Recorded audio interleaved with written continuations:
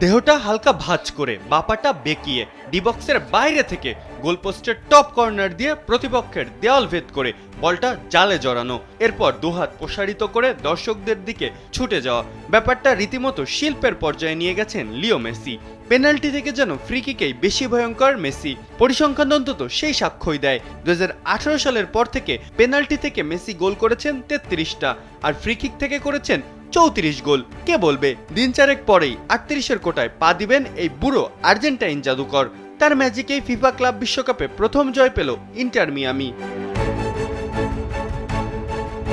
আটালান্টায় শুরুতেই গোল খেয়ে পিছিয়ে পড়ে মেসির দল, তবে দ্বিতীয় অর্ধেই ঘুরে দাঁড়ায় তারা। 7 মিনিটেই 2 গোল করে জয় নিশ্চিত করে মেসি বাহিনী। ওয়ালটন আবারও মিলিয়নিয়ার অফারে ওয়ালটন ফ্রিজ কিনে আপনিও হয়ে যেতে পারেন মিলিয়নিয়ার। দুর্দান্ত ফ্রি কিক থেকে উইনিং গোলটা করে ম্যাচ সেরা হয়েছেন লিও মেসি। এটি মেসির ক্যারিয়ারের 68তম free kick goal.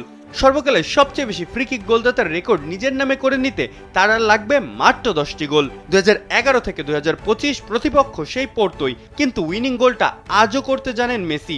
Little magician এখন ওল্ড উইজার্ড। পোর্তোর বিপক্ষে মেসি ম্যাচটা খেলেছেন উরুর ইনজুরি নিয়ে। ম্যাচটা খেলা নিয়েও ছিল যথেষ্ট সংশয়, তাও সে মাঠে যেভাবে দৌড়েছে তা হতবাক করার মতো, এমনটাই জানিয়েছে ইন্টার মিয়ামির কোচ মাস্টেরানো। পোর্তোর বিপক্ষে গোলে আরও বেশ কয়েকটি রেকর্ড নিজের ঝুলিতে যুক্ত করলেন রেকর্ড মাস্টার লিও।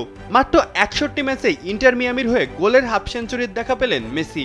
আন্তর্জাতিক ক্যারিয়ারে এটিই তার 1250তম গোল অ্যাসিস্ট। রেকর্ড আছে আরও। প্রথম কনকাফ দল হিসাবে কোনো ইউরোপিয়ান দলকে হারিয়েছে মেসির ইন্টার মিয়ামি।